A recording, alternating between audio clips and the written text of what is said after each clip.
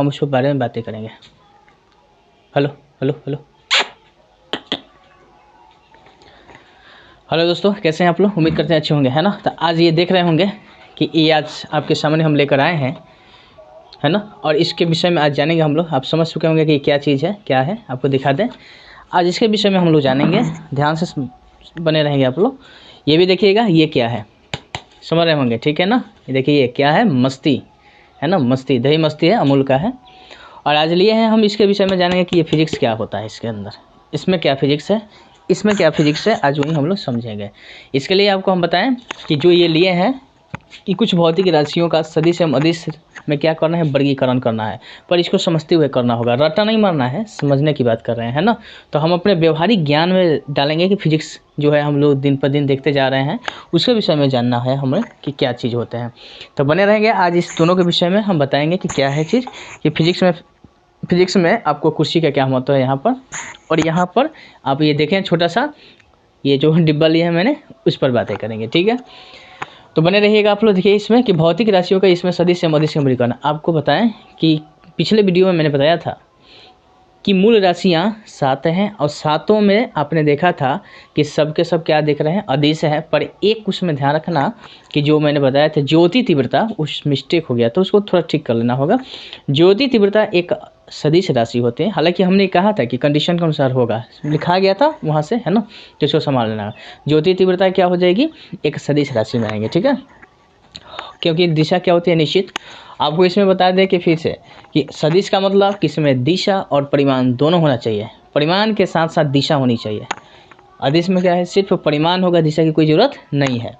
अब यहाँ पर लिखा हुआ है चाल, ठीक है। तो हम लोग जानेंगे कि चाल क्या है। हम लोग देखते हैं अक्सर कैसे सुना करते हैं कि कछुआ के चाल, खरगोश के चाल, इस तरह से सुना करते हैं हम लोग। इंसान के चाल है, जैसे हम लोग चलते हैं ना, पैदल चलने का चाल हम लोग का बताया जाता है औसत 1.5 मीटर है, औसत में बताया गया है। तो अब इस चाल की बात करें हम, इस चाल में हमको दिशा से कोई मतलब नहीं होती है।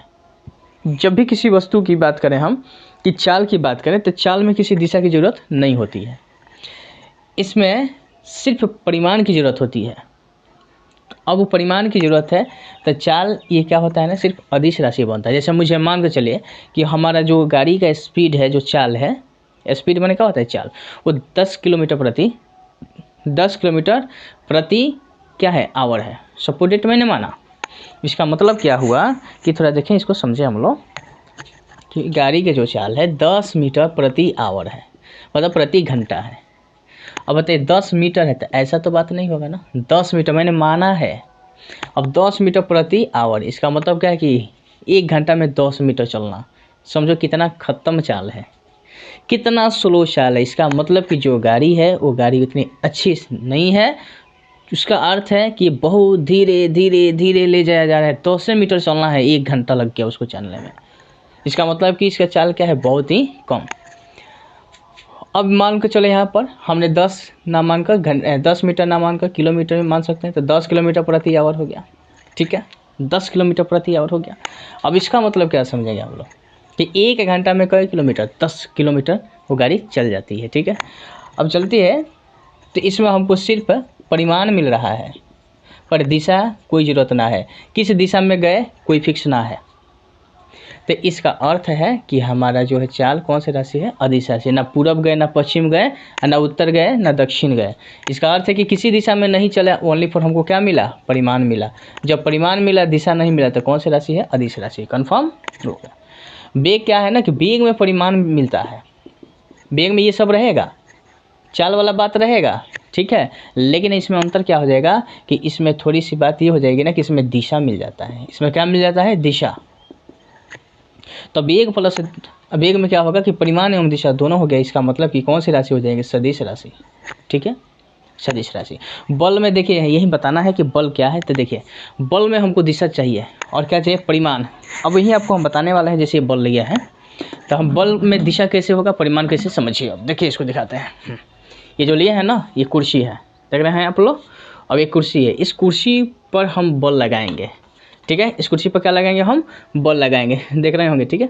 अब बल लगाएंगे तो इसमें किस दिशा में लगाएंगे वो भी चाहिए, और साथ ही साथ इसमें कितना लगाएंगे वो भी चाहिए। मतलब कि इसे परिमाण और दिशा दोनों ज़रूरत होती है। मान लो इस कुर्सी पर हम बल लगाते हैं किधर, पश्चिम की दिशा में, या मैंने इस पर बल लगाया पूरब की दिशा में, और कितना न्यूटन लगाया आप लोगों ने देखा, हमने लगाया 1 न्यूटन, 2 न्यूटन, 5 न्यूटन, यानी इसमें परिमाण भी चाहिए। तो परिमाण के साथ साथ दिशा भी चाहिए। इसका मतलब कि बल कौन सी राशि है, एक सदिश राशि है।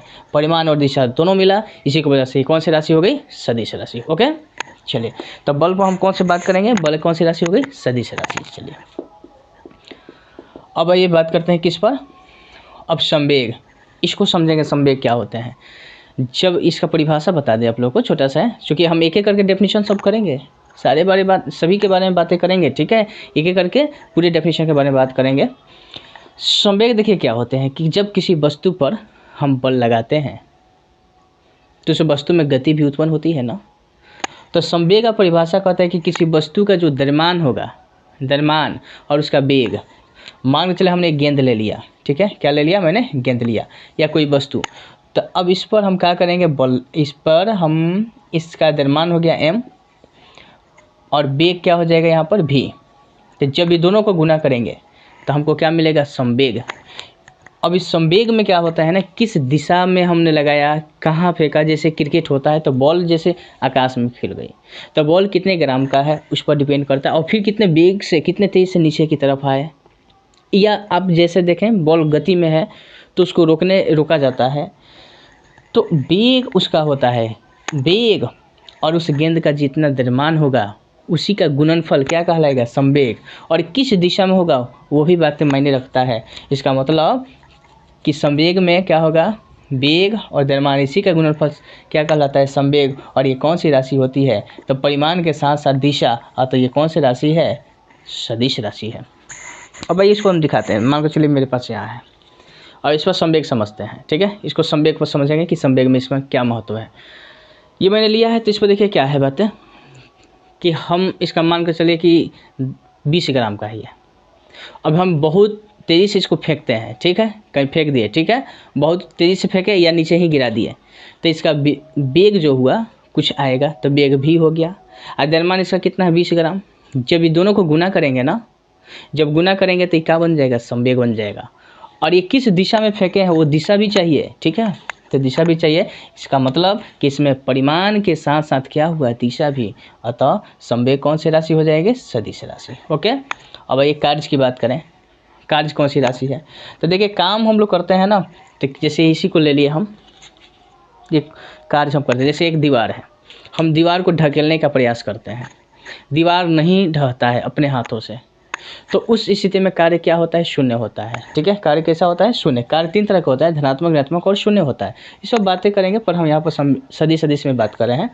तो कार्य में सिर्फ परिमाण होता है, इसमें दिशा नहीं होती है, ठीक है, दिशा नहीं होती है, ध्यान रखना। अतः सिर्फ परिमाण है तो कौन सी राशि हो जाएगा, कार्य एक अदिश राशि है। इसी तरह से ऊर्जा में भी सिर्फ परिमाण होता है, दिशा नहीं होती है, ये भी कौन सी राशि है, अदिश राशि है। शक्ति में भी वही है बातें, शक्ति में भी सिर्फ परिमाण होता है, दिशा नहीं, अतः ये भी कौन सी राशि है, अदिश राशि है, ठीक है। तो समझ गए होंगे इसमें कौन कौन बातें हैं, चाल, वेग, बल, संवेग, कार्य, ऊर्जा, शक्ति, इसके बारे में मैंने बात की। फिर मिलते हैं नेक्स्ट वीडियो में, तब तक के लिए इतना ही, नमस्कार।